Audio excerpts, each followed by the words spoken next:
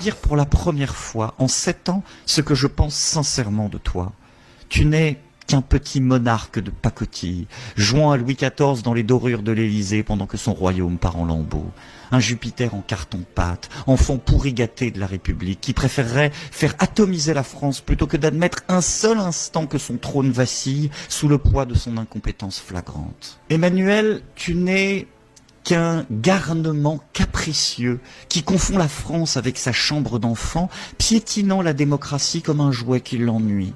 Contemple ton œuvre, pathétique héritier des banquiers, toi qui as traversé la vie comme on traverse un salon, les pieds posés sur le tapis rouge déroulé par ses serviteurs de chez Rothschild. Tu penses avoir mérité ton trône parce qu'on t'a dit depuis la naissance que tu étais exceptionnel, petit prince de Léna, qui prend ses désirs de grandeur pour une légitimité divine. Écoute-toi déblatérer, t'es en même temps nauséeux, jouant avec les contradictions et le destin du monde comme un clown triste ayant perdu son public. Tu promets tout et son contraire, changeant d'avis comme de chemise Dior, pendant que tu contemples ton peuple crever avec la compassion d'un robot défectueux. Qu'il traverse la rue, croasse-t-il de son perchoir doré, lui qui n'a jamais traversé que des antichambres dorées. Te voilà maintenant, petit dictateur en herbe, qui se prend pour un chef de guerre parce qu'il s'imagine que bombarder les Russes est aussi simple que d'inonder les gilets jaunes de lacrymo avec la jubilation perverse d'un enfant qui arrache les ailes d'une mouche. Mais la violence, tu ne la connais que par procuration,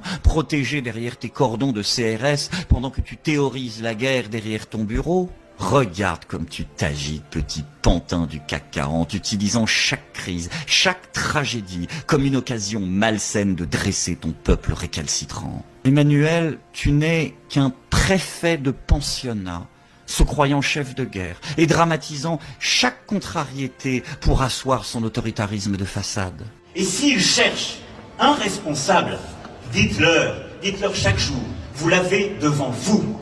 Le seul responsable de cette affaire, c'est moi.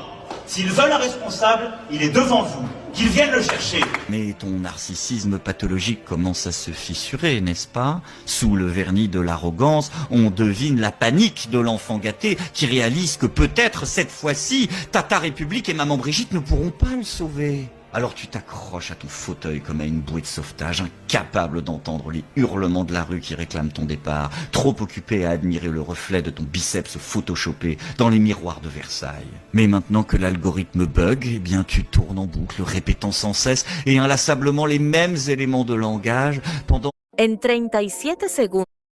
que la France réelle, celle que tu n'as jamais connue, se meurt sous les coups de ta gouvernance autistique. Casse-toi.